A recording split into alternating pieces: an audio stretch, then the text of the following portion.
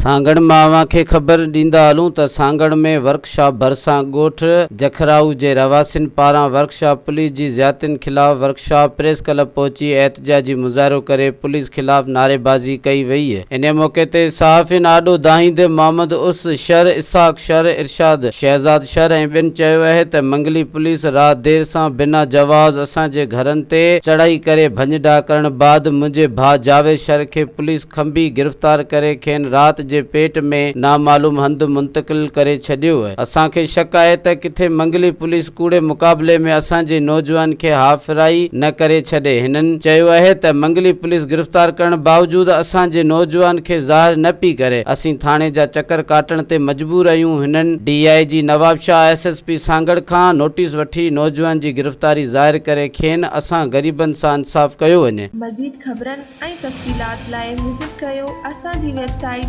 www.awamiNewsHD.com ऐं ॾिसंदा रहो अवामी न्यूज़ HD।